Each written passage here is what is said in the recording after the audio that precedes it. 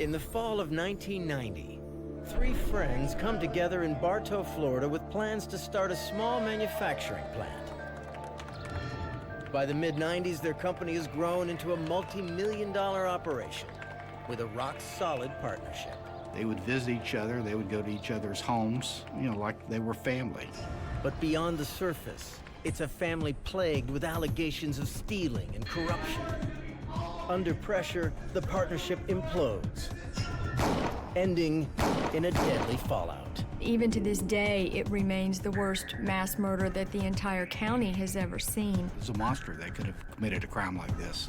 But a series of ironclad alibis will stonewall police. They made a promise to the family that we would bring him to justice, and that's what we were going to do. For one relentless investigator, the search for truth means that seeing is not always believing. Do I think there's such thing as a perfect crime? As far as a homicide, no.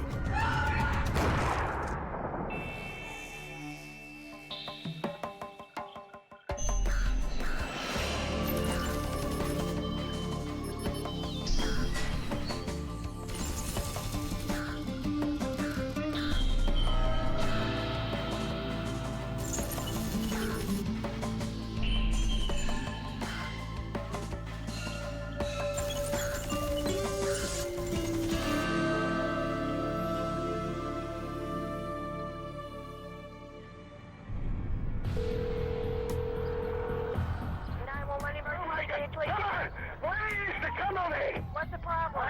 It's the murder. What's going on? 1520 Centennial Drive and the party. Okay, sir, I need you to calm down. What's going on? What is going on? I tell you, it's a murder. 12 people that got murdered over here. 4 people were murdered? Yes. My daughter, my son-in-law, and my father, they all dead.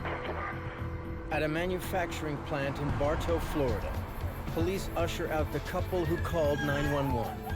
The company's owner, Phil Dasso, and his wife, Nicoletta.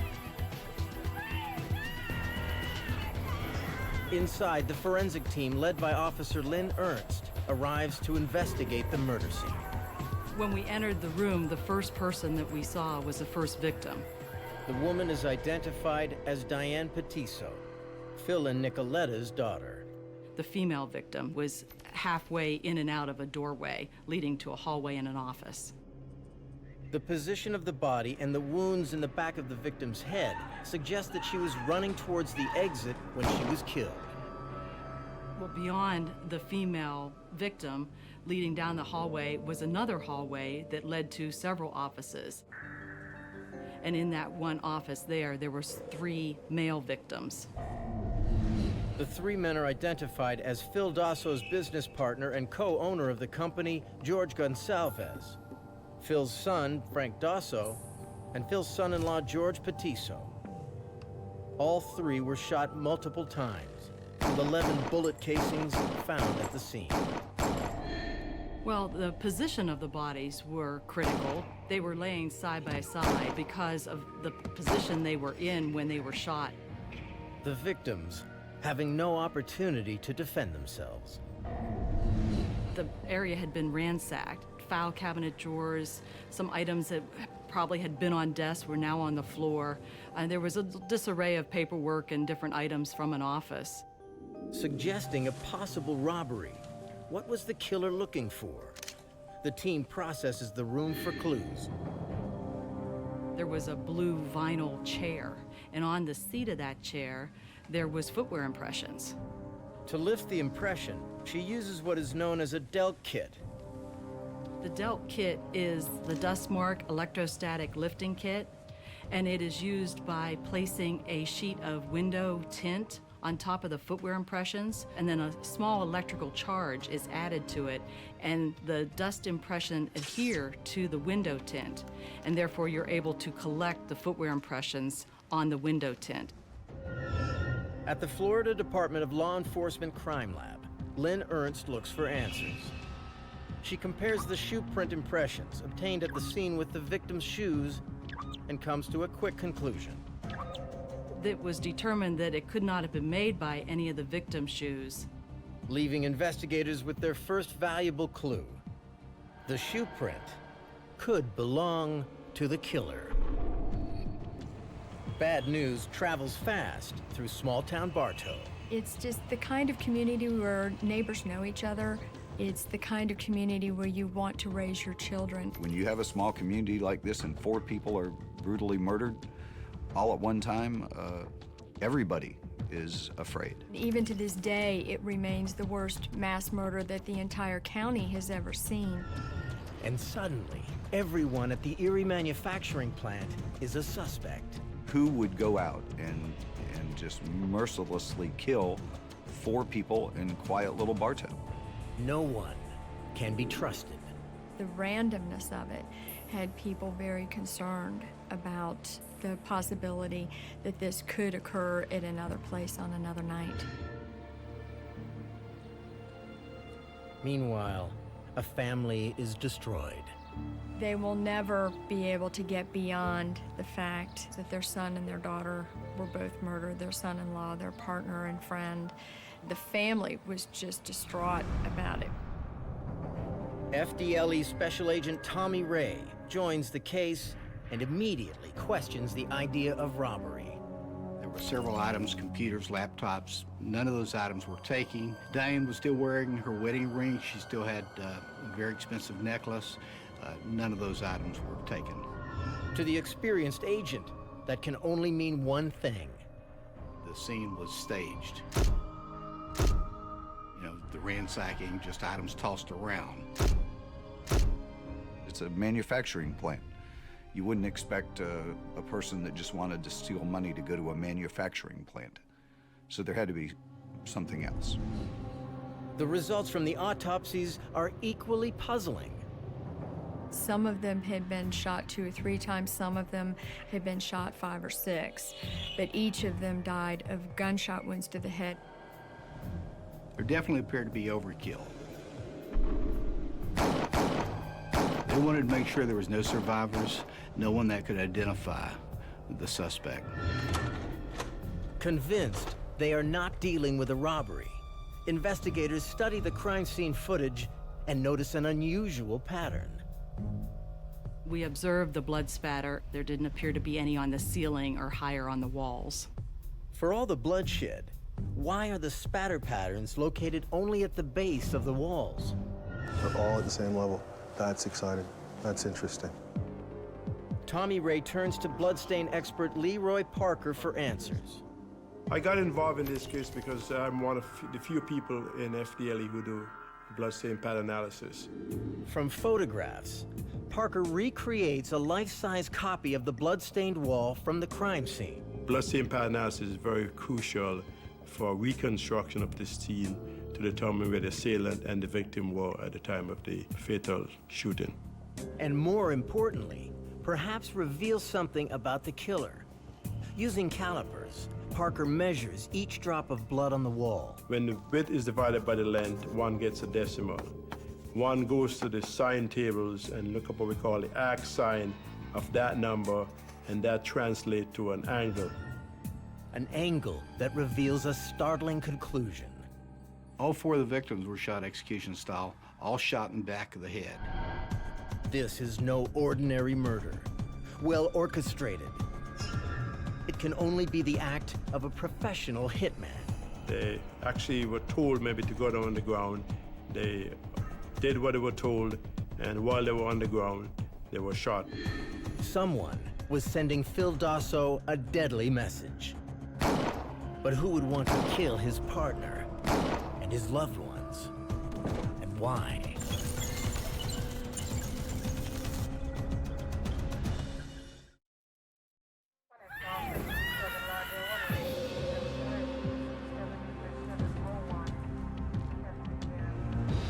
In Bartow, Florida, a local businessman finds 3 family members and his business partner shot dead in his factory.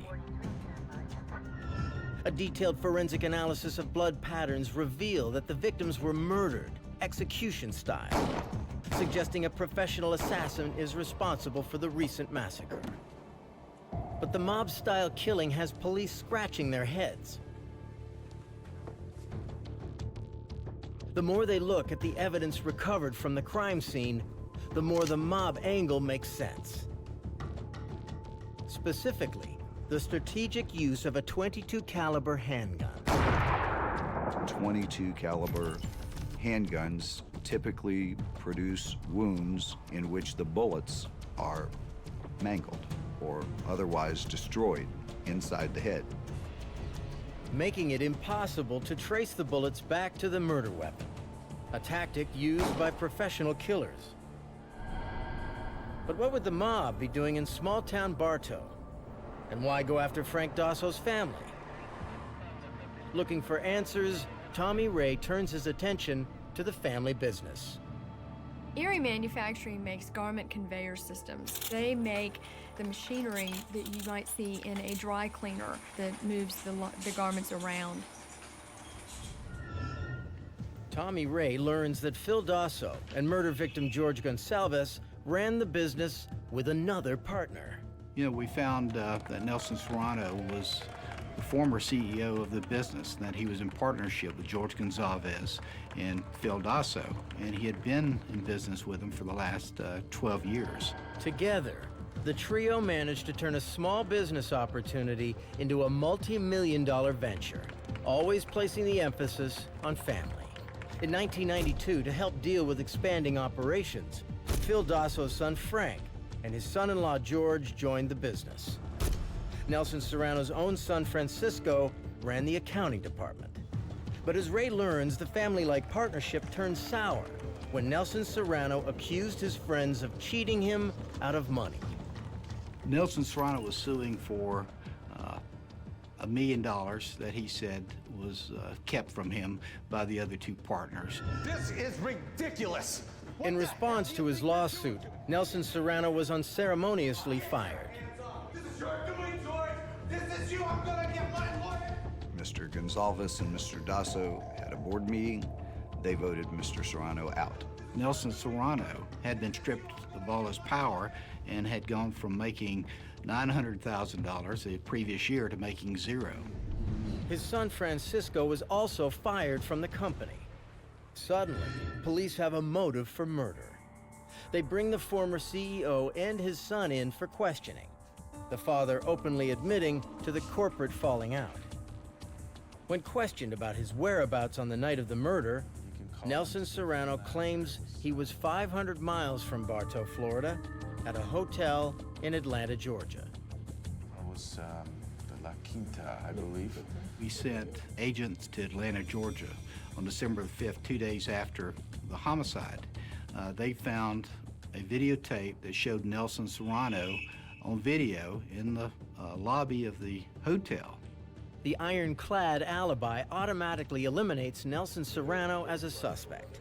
He also helps police refocus on their mob theory. Well, you know, these guys are from New York, and they've got connections to the mafia. There were accusations that the Daso family may have some kind of connections that would have led the mob, somebody presumably from New York or the Northeast, to have perpetrated the crime. Working from Serrano's accusations, Special Agent Ray drops in on Phil Daso. The Dasos strongly resent the suggestion that they have any connections with the mob. They were devastated. I mean, this was their son, their daughter, and their son-in-law, and Mr. Daso's best friend that he had worked with for the last 30 years. After a thorough background check, the Dasos turn out to be as clean can be. They were just the kind of person that you would want to be your neighbor or your relative. You know, they were just really good, genuine people, hardworking. I promised him that we would solve this case and that we would bring the suspect to justice. The investigators spoke to everybody in the plant, what they saw when they came to work, when they left work, whether they saw anybody outside of work standing around, all those sorts of things. But no one claims to have seen anything suspicious on the afternoon of the murders. Ray learns that the last employee left Erie Manufacturing at 5:05 p.m. on December 3rd, after which time only one car remained in the parking lot. Anytime after 5 o'clock, the only person likely to be present in Erie Manufacturing was George Gonsalves. leaving police to believe that George Gonsalves was the sole target of the murderous attack.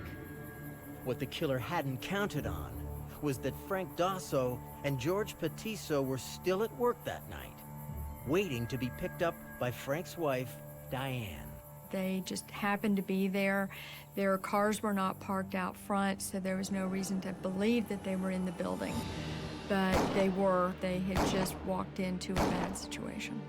When Diane Petiso finally arrived to pick up her husband and brother, she walked into a living nightmare. All right, you said the hair color was black?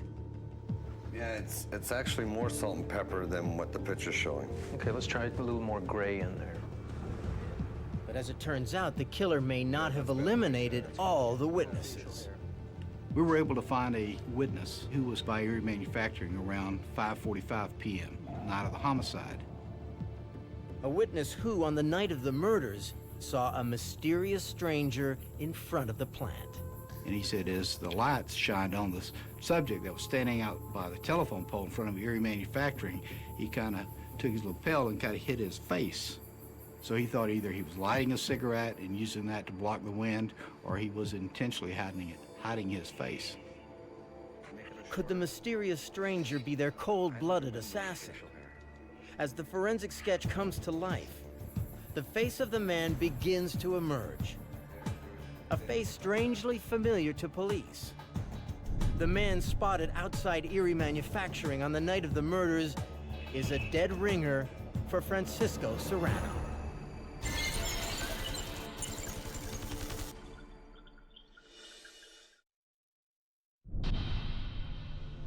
Four people have been shot execution style in a factory in small-town Bartow, Florida. The latest evidence suggests the mysterious stranger, spotted outside of the building on the night of the murders, might be the company's former accountant, Francisco Serrano. Tommy Ray digs deeper into Francisco's background and discovers that while working at Erie Manufacturing, more than $250,000 went missing. Money he was accused of stealing. And he refused to allow George Gonsalves or Phil Dasso to look at the books. You got proof? No, you don't. If you had proof, I'd already be in jail. No longer able to trust the accountant, Phil Dasso and George Gonsalves pushed him out of the company. The firing didn't go over very well with Francisco. We found that the time that Francisco was terminated, that he was in the process of purchasing a home, and he wasn't able to purchase a home because he had lost his job. So there was a lot of reason that Francisco was upset with George and Phil. But was he upset enough to commit murder? Francisco pleads innocence and backs it up with an airtight alibi. I was out of town, and I got 3 friends to corroborate. He had 3 other people that came forward verifying his alibi, that he wasn't in Bartow when the homicides occurred. Pushed back to square one, Ray delves deeper into the company records at Erie Manufacturing. If the stranger spotted outside the plant wasn't Francisco Serrano, then who could it be? A 911 call placed 5 months earlier by an Erie Manufacturing employee forces police to shift their suspicions from one Serrano to another. Ray tracks down the employee who made that call. I was over here and I was mopping the floor and he was trying to get into his office. Mr. Serrano came there one day, tried to get into what used to be his office, found the door locked. Yo, what are you doing? Leave me alone. I'm going in that office. Now, where's the goddamn key? Relax, it's locked. I locked it. Overheard having loud arguments within the offices, and definitely a lot of threats being made at the time. The police responded and gave him a trespass warning that he shouldn't come back on the property. It was apparent from talking with the employees there at Erie that Nelson and George Gonsalves really had a bitter dislike for each other. Is Nelson Serrano the victim of a nasty firing or a vengeful executioner? Tommy turns his attention back to the money still missing from Erie Manufacturing. The $250,000 Phil Dasso and George Gonsalves accuse Francisco of stealing. He subpoenas Nelson Serrano's financial records and discovers a bank account for which Nelson has sole signing authority. We found that Nelson took $247,000 from the business and diverted it to a separate account. From there, suspicions only continue to mount. Nelson Serrano owned every Browning that's been made. He was an expert shot. They used to target practice out behind the business, like in a clay pit area. He had gun permit for 37 different guns, majority of them being 22s. The exact type of weapon used in the murders. The question is, Serrano may be a thief and a gun collector, but is he a killer? Tommy Ray studies Nelson Serrano's initial interview with police. You don't work in any homicide. You have to review. You have to go back over. Because usually within the first 48 to 72 hours, there's something that's come up that may help solve the case. Nelson Serrano fits the suspect profile to a T. He knows the crime scene. He's a skilled marksman, and he's got a perfect motive. The only problem is security tapes show he was in Atlanta, nearly 500 miles from Bartow, Florida, at the time of the murder. Nelson Serrano has a picture-perfect alibi. There's no way he could have committed this homicide. He's up in Atlanta. There's no way he could have committed this. If the former CEO of Erie Manufacturing isn't responsible for pulling the trigger in Bartow, Florida, then who murdered 4 innocent people in cold blood?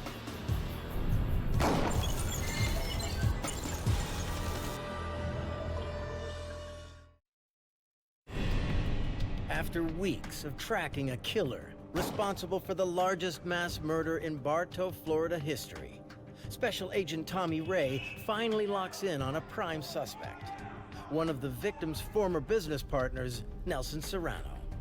But security footage seems to suggest otherwise. While checking through Serrano's old corporate cell phone records, Ray comes across a suspicious series of calls, all made by Nelson Serrano on the day of the murders to a certain Alvaro Peña Herrera. Alvaro Peña Herrera was Mr. Serrano's nephew and also his godson. As it turns out, Alvaro is no stranger to the scene of the crime. Alvaro had worked at Erie Manufacturing, so we knew that Alvaro had knowledge of the business, the layout of the business, so we were looking at him a little bit harder. Police want to know why Nelson Serrano was so eager to talk to his nephew in the days leading up to the murders. Peña Herrera explains that his uncle asked him to rent a car in Orlando on December 3rd, the day of the murders. But if on that day, Serrano was 500 miles away in Atlanta, why did he need a car in Florida? My uncle Nelson told me to rent it for one of his friends and leave it at the airport in the parking lot. But who is this so-called friend? Alvaro claims he doesn't know. So you normally just go rent vehicles for complete strangers? Well, it was for a friend for my uncle, and I trust my uncle. Did this friend pick up the car in Orlando, drive to Bartow, and commit the murders? I felt if we tried to talk to Alvaro, he would clam up and wouldn't talk to us. So Tommy Ray puts Alvaro under surveillance. We had one of our undercover vehicles that was parked across from the front entrance of Alvaro's apartment, and we had a time-lapse camera set up, camouflaged. Here he is. He's living in a very nice apartment complex. He's driving a very nice car, so we're getting to wonder where the money's coming from. Clearly, we didn't feel that money came from him. He was working selling hats in a mall. So where's the money coming from? Alvaro is hiding something, and Ray needs to find a way to get him to talk.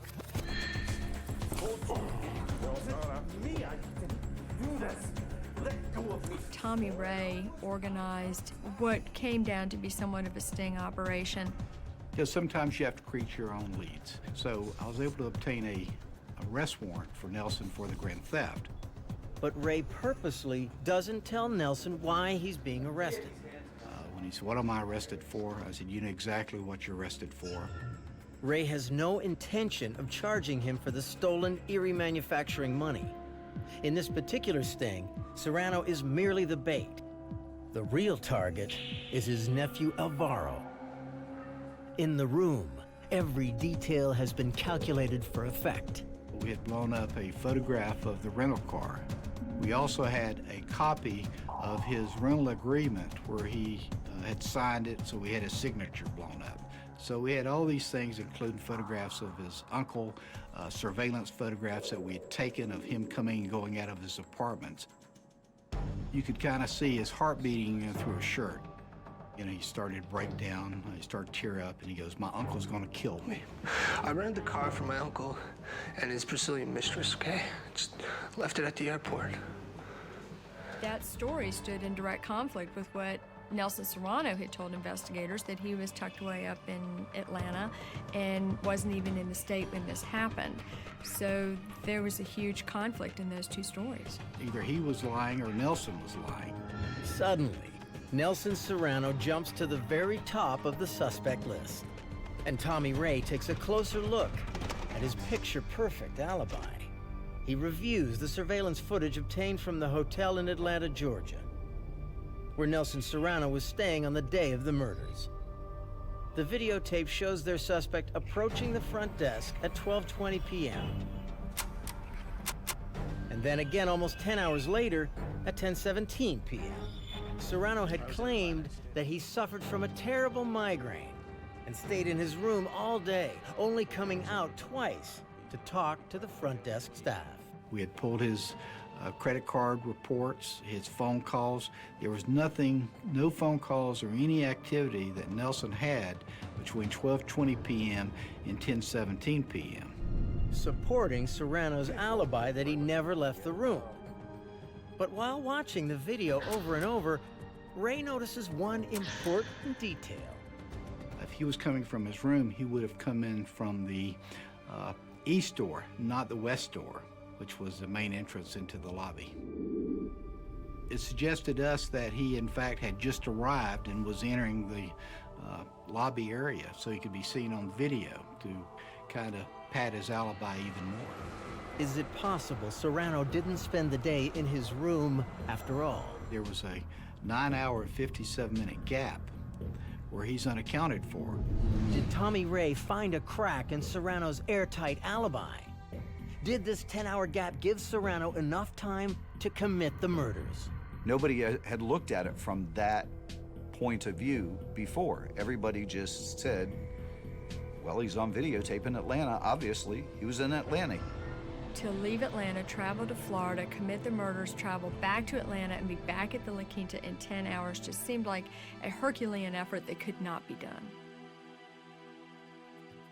But what if Nelson Serrano had found a way to do the impossible? Tommy Ray is forced to rethink the puzzle from a different angle. According to flight schedules on December 3rd, several flights left Atlanta for Orlando, but flying back was the problem. You know, we found there was no flights going out of Orlando back to Atlanta that would fit the time period. The agent looks for alternate routes that might have allowed Serrano to get back to Atlanta by 10:17 p.m. on the day of the murders. Ray takes a closer look at the rental agreement for the car that Alvaro Peña Herrera supposedly rented for his uncle at the Orlando airport. If Alvaro's story is true, what did Nelson Serrano do with the rental car? And the car was rented in Orlando and dropped off in Tampa, the Tampa airport. To rent a car at an airport, you're usually going to bring it back to the same airport because you're going to fly back out of the same place that you came from. Unless the flight you need back to Atlanta flies out of Tampa airport. The mileage, which was 139 miles, didn't match the drive from Orlando airport to Tampa. But the mileage does match exactly to the distance from Orlando to Bartow and then to the Tampa airport. Tommy Ray decides to put the 10-hour window to the ultimate test. He drives from the La Quinta Hotel to the Atlanta International Airport. At 1:26 p.m., he checks in with Delta Airlines and flies to Orlando, arriving at 3:05 p.m. Theoretically following in Serrano's footsteps, Ray picks up a rental car from the parking garage at the Orlando airport at 3:49 p.m. I drove from the Orlando airport to Erie Manufacturing. That took approximately an hour and 30 minutes. He arrives at the Erie Manufacturing plant at 5:20 p.m. and begins to play out the brutal events of December 3rd, 1997. There at Erie, kind of went through the scenario is what we felt happened, you know, as far as walking through the hallway into the offices. It's almost like you're reliving what he has done. You know, try to get in his head. You know, what was he thinking? You know, he was rushed. He had a short time frame.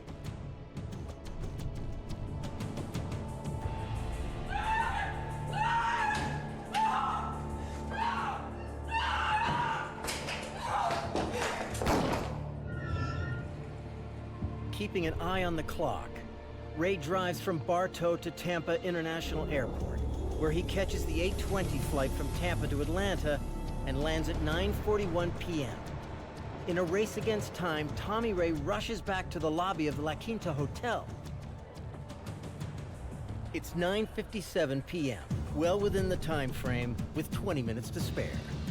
For the first time in 3 years, Tommy Ray knows exactly how Nelson Serrano created the opportunity to commit the murders. The question is, does he have the forensic evidence to back it up?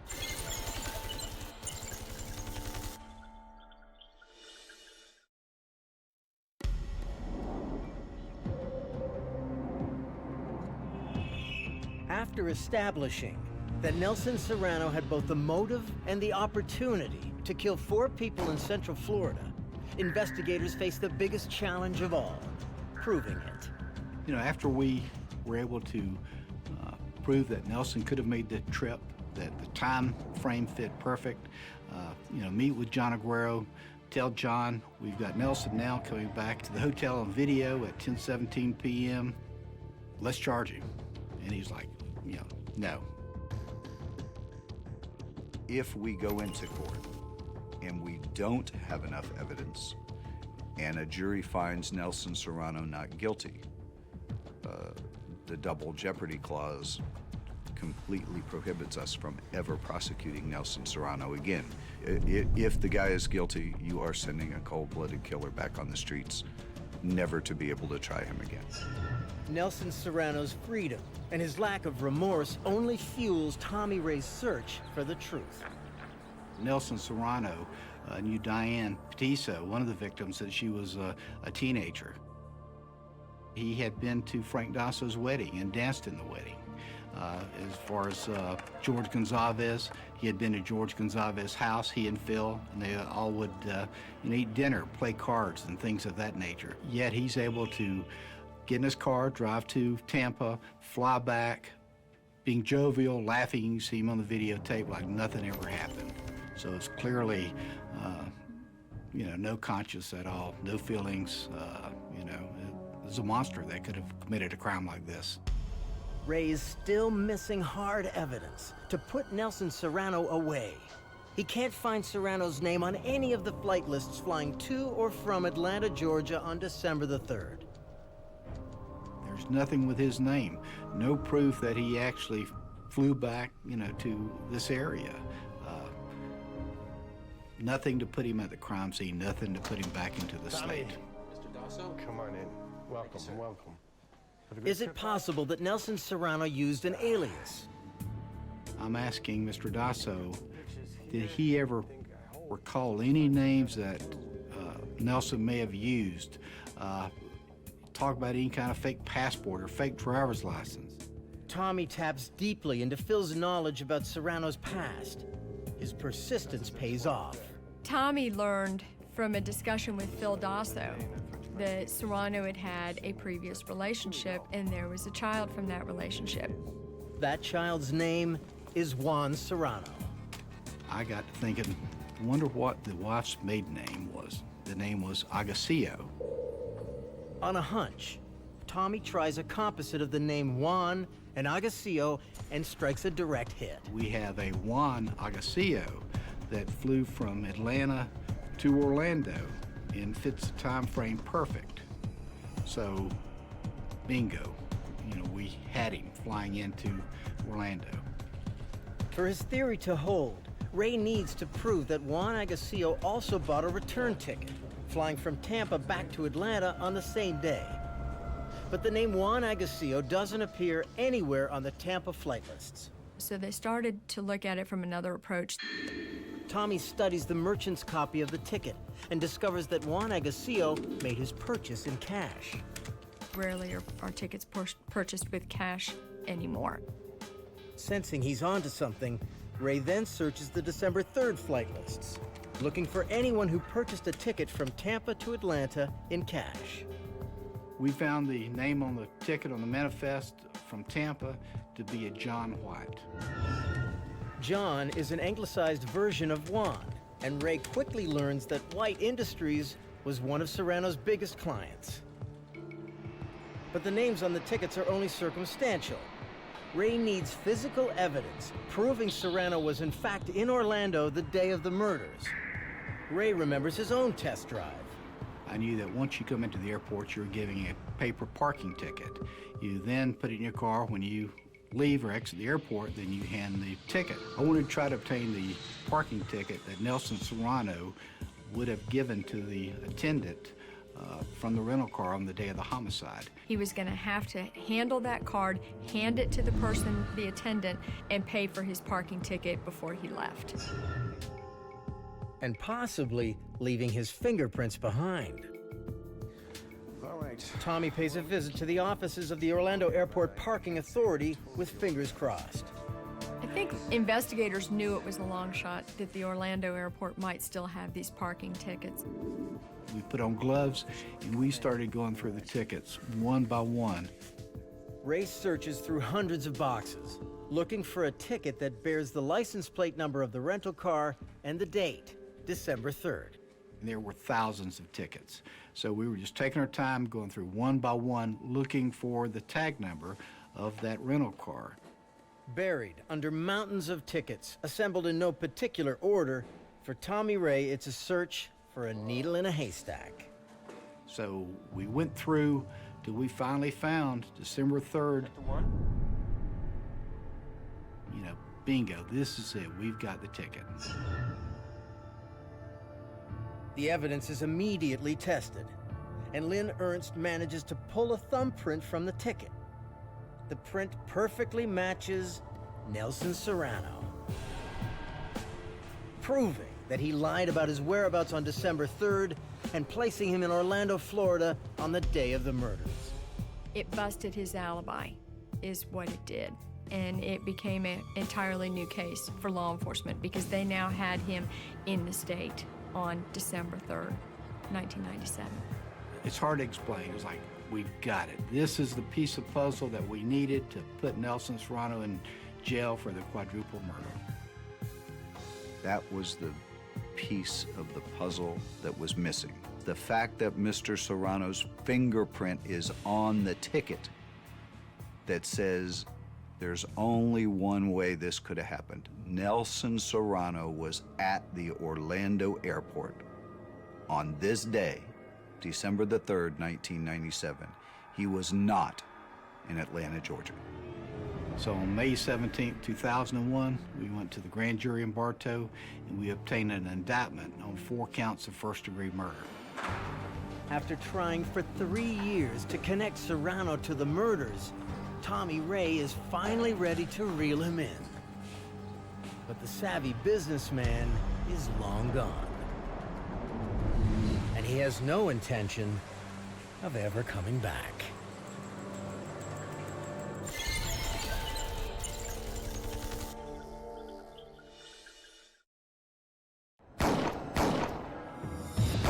After chasing a cold-blooded killer for more than 3 years, police finally have enough concrete evidence to put Nelson Serrano away for good.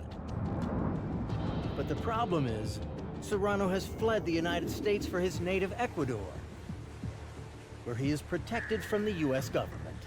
at the time of the indictment, after 2001, Ecuadorian law would not permit an Ecuadorian citizen to be extradited to another country. So at this point, it appeared that as long as Nelson hid out and stayed in Ecuador and didn't return to the United States, he was going to be home free. It was, oh my God, we've spent all these years doing this investigation. We finally solved it. We know who killed all these people, and now we can't get our hands on them. A year passes, and the case is paralyzed by rigid Ecuadorian extradition laws. It was like dead end after dead end, basically same thing. If he's Ecuadorian citizen, he's not allowed to come back, especially if you're seeking the death penalty. Meanwhile, Tommy is transferred to Miami to work on another assignment. But no matter how he tries, he can't quite get the case out of his head. I have breakfast, and I look up and I see a sign over a meeting room, and it said International Military Intelligence Meeting. The agent that never quits seizes the opportunity. Tommy went over to the meeting and asked those at the desk if there was anybody there from Ecuador. There was a gentleman that stood up, and he advised that he was a colonel in charge of the U.S. Embassy in Quito, Ecuador. And I said, "You're just the man I need to talk to." Please have a seat. Briefing the colonel on the case, Tommy Ray gains the cooperation of the National Police and discovers a legal loophole.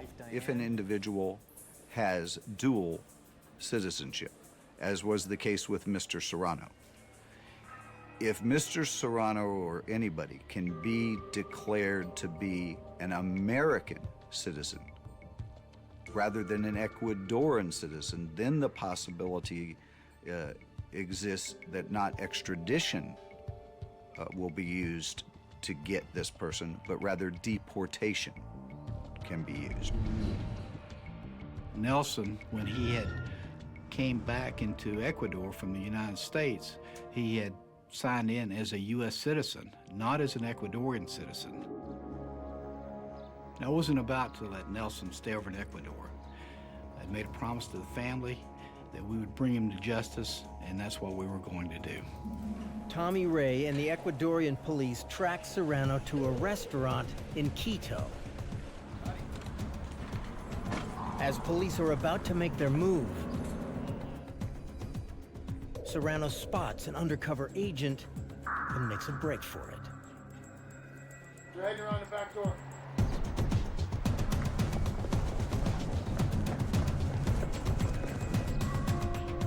For the hunter and the hunted, the 4-year chase is finally over. Nelson Serrano! Tommy Ray, Florida Department of Law Enforcement. Because I've never seen you smile before. I said, well, I've never had you in custody before. Get him inside. Serrano is deported and brought back to the U.S. to face a jury of his peers. It's the timeline of events that convinces jurors to vote 9-3 in favor of a guilty verdict. In my reporting after the trial, I talked to several of the jurors, and they said that that timeline brought it all home to them, and that is what they used as the basis for their opinion. The verdict in the case of the state of Florida versus Nelson Serrano was that he was guilty as charged of first-degree murder of all 4 of the people who were killed.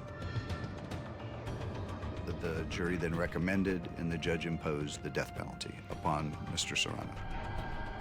I think Mr. Serrano felt that he had committed the perfect crime, and but for the determination of Tommy Ray, he probably would have. Do I think there's such thing as a perfect crime? As far as a homicide, no. It may not be this year or 4 or 5 years down the road, but I think eventually you'll get caught.